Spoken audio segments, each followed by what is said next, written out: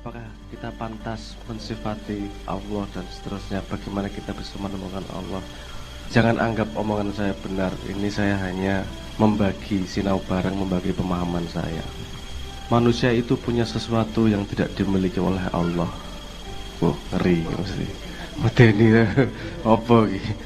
Manusia memiliki sesuatu yang tidak dimiliki oleh Allah yang Maha, yaitu manusia memiliki yang namanya limitasi. Kalau Maha pasti nggak punya limitasi. Kalau punya limitasi pasti tidak Maha. Manusia pasti punya limitasi. Jadi modal mengetahui Tuhan bagaimana menggunakan, melebarkan limitasi yang kita miliki. Limitasi laku, limitasi pemahaman, limitasi kebaikan dan seterusnya. Dan kenapa kita harus sangat berterima kasih kepada Kanjeng Nabi? Karena Kanjeng Nabi yang melebarkan limitasi kita. Tanpa informasi dari Kanjeng Nabi, setengah mati kita mengetahui Tuhan dengan berapa banyak namanya, dengan macam-macamnya, itu setengah mati susahnya. Butuh berapa peradaban untuk bisa memahami itu. Nah, bagaimana mengenal Tuhan? Dengan modal limitasi kita. Karena itu yang memberi limitasi adalah Tuhan juga. Sepemahaman saya, Tuhan mengalami limitasi melalui tajalinya kepada manusia. Perjalanan manusia adalah bagaimana dia bisa melebarkan limitasi untuk sampai kembali kepada yang Maha, melebur, terserap kepada kemahaan. Ketika limitasi itu sudah hilang, kita juga sudah hilang. Seperti tetes air yang jatuh dari awan menjadi hujan. Ada yang turun kena daun, ada yang langsung ke sungai, tapi semuanya akan kembali ke lautan. Dan ketika sudah sampai lautan, dia akan kehilangan tetes airnya, tidak akan ingat lagi tetes airnya ketika kembali ke lautan. Dan kita sebagai manusia menikmati perjalanan bodohnya tetes air yang sedang mencari jalannya menuju lautan. Entah itu menjawab atau tidak, karena teori-teori bangsane mensifati apa dan segala macam, aku milih goblok. Modal yang saya pegang selama ini bismillah sama astagfirullah. Arep ngopo-ngopo atas nama Gusti Allah aku golek jenengan. Nek salah, ya Allah, salah seberapapun, kita kan punya modal astagfirullah. Dan saya yakin, seyakin-yakinnya, ampunan Tuhan pasti jauh lebih besar daripada kesalahan yang manusia mampu lakukan. Jangan pikir Anda sombong bisa mengalahkan jumlah ampunan Tuhan dengan dosamu. Seberapa sih? Ada limitasi manusia bisa berbuat dosa itu. Ayam. Seampu-ampu ayam mau berdosa nggak mungkin dia maling TV gitu. Nggak mungkin toh. Nggak iso maling TV. Manusia tak dosa-dosa ini piye? Karena juga limitasimu untuk berkreasi dosa aja belum ada apa-apanya. Dengan ampun aku imajinasi wes dosa kaya ngopo. Makan babi ora cukup, makan babi yang dicuri dari anak yatim nggak cukup. Kalau makanan mengandung babi aja haram, gimana kalau makan babi yang mengandung? Berarti mengandung babi diambil dari anak yatim, dibunuh dulu, tabrak motor dulu sudah jadi bangkai dimakan. Wis kurang dosa kaya ngopo? Isih ono imajinasi dosa berikutnya kuwi. Nggak cukup uteke dhewe seneng mau berbuat dosa itu. Dan ampunan Tuhan jauh lebih besar daripada itu. Nah, aku yang saya cari terharunya Tuhan. Pokoknya aku ngelakoni sak ngerti-ngertiku. Ini nanti ada hubungannya dengan sanad juga. Sak ngerti-ngertiku, tujuanku ke sana. Kalaupun nanti aku terperosok di tengah jalan, Tuhan orang desa. Yang Tuhan lihat adalah niat saya. Manusia pasti memiliki kesalahannya karena modalnya memang limitasi. Anda melihat kuping Anda sendiri aja nggak bisa. Itu limitasi yang luar biasa. Anda sabunan gini, Anda cebok pakai tangan apa? Tangan kiri. Tangan kirinya di depan atau di belakang? Ada yang gini ceboknya, ada yang gini ceboknya loh. beda loh, mana yang benar, mana yang salah. Sanatnya nggak ada itu. Cuman tangan kiri gitu aja itu. Tangan kiri, tangan kirimu apa tangan kiri tetanggamu juga enggak. Yuk, otak manusia ini semakin modern, ini semakin kompleks untuk bisa memahami sesuatu.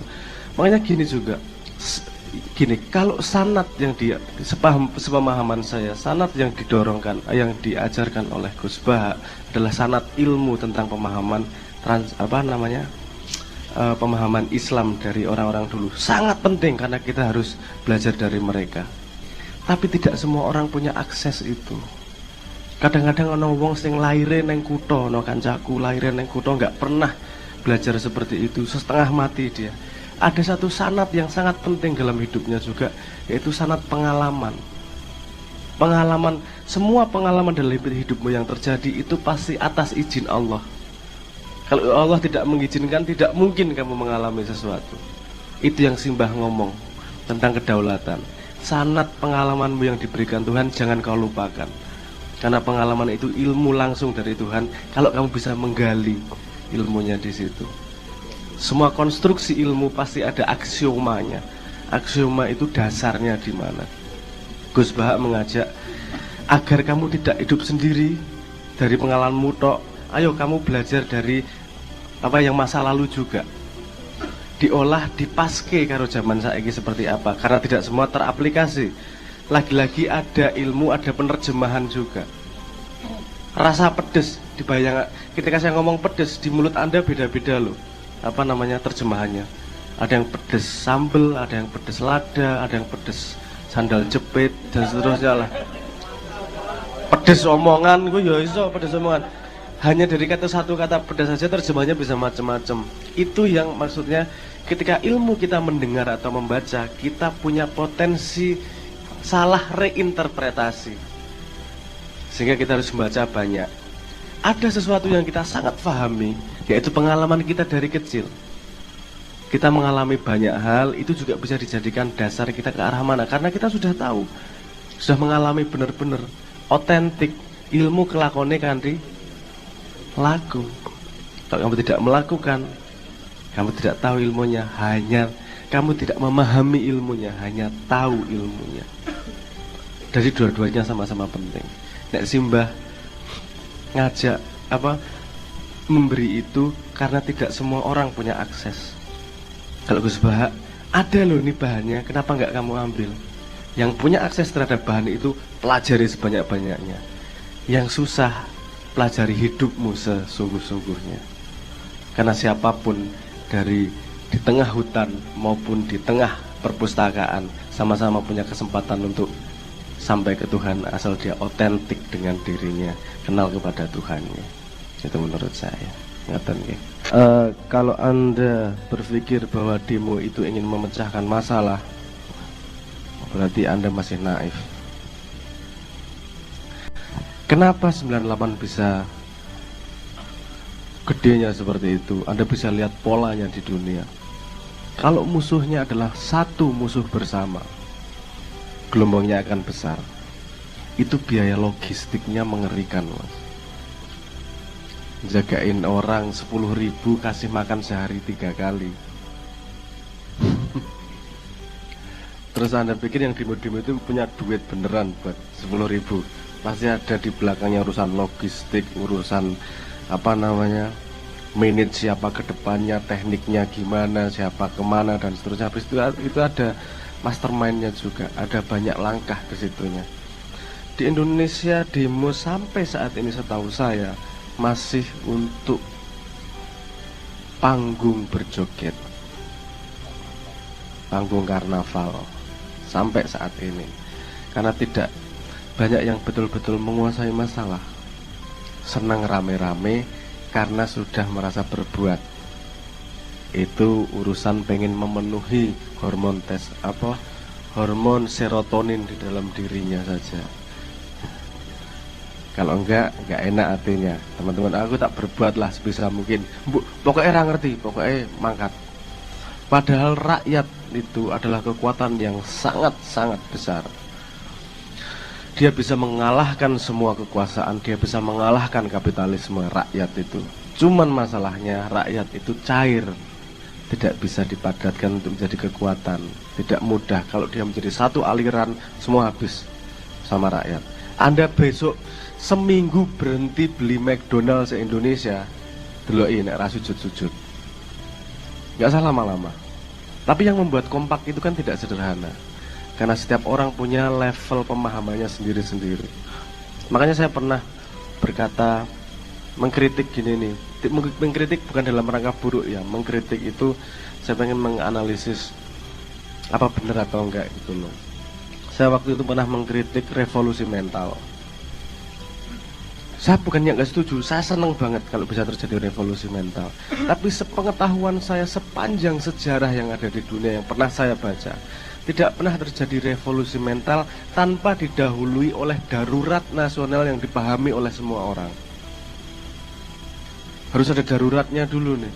Bom Hiroshima Nagasaki, Black Plague, bubonic plague di Eropa yang membunuh 6 juta orang sehingga terjadi Renaissance, Great Sting di London, segala macam, banyak macam-macam. Pasti ada darurat yang semua orang paham dulu. Terjadi revolusi mental langsung semuanya, karena semuanya merasakan harus berubah bersama-sama. Belum ada yang revolusi mental langsung dipimpin sama pemerintah. Ngene wong nyun saya ngomong ya, pemahaman saya semua nabi itu pengen merevolusi mental, dan tidak ada yang bisa melakukannya hanya dengan sekejap. Kalau Islam itu startup, Kanjeng Nabi di Mekah itu 13 tahun startupnya punya user 236 paling, nggak lebih. Startup Islam lah, katakanlah gitu. Kan sedih banget tuh, 13 tahun. Tapi kan revolusi mental memang tidak pernah dilakukan dengan lambat, metodologinya harus jelas. Tapi setelah saya dijelaskan detail langsung, ternyata memang selipnya pada penerjemahan revolusi mental tersebut. Maksudnya sebenarnya bukan yang jadi pendidikan karakter apa segala macam itu kan nggak, menurut saya nggak beres. Nah gini, sekarang kenapa energinya beda? Karena sekarang arusnya tidak jelas, Mas. Sekarang siapa lawan siapa? Kita kan masih orang lawan orang lagi nih, belum orang melawan masalah nih. Ini sekarang masih bertahan loh, oligark melawan oligark. Saya nggak perlu nyebut lah, Anda tahu oligark mana lawan oligark mana, punya kesempatan sendiri bikin oligark lagi. Anda lihat tahun 2024, kalau permainannya sama seperti ini, jorok ya mesti rakaruan.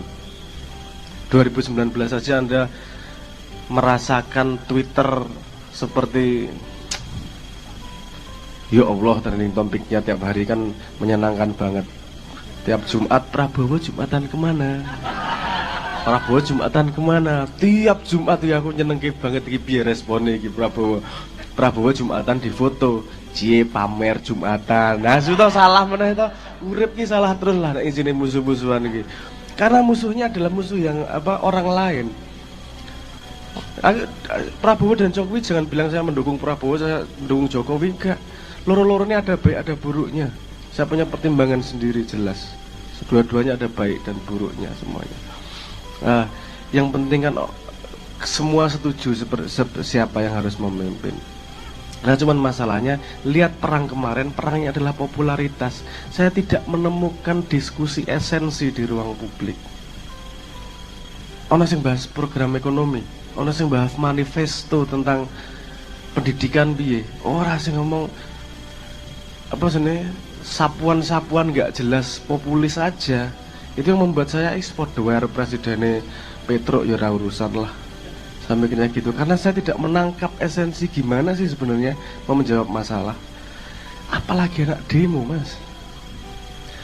Cah demo itu nyon saya mau ngomong, saya pernah dikritik besar-besaran sama anak teman-teman Malang, mahasiswa Malang.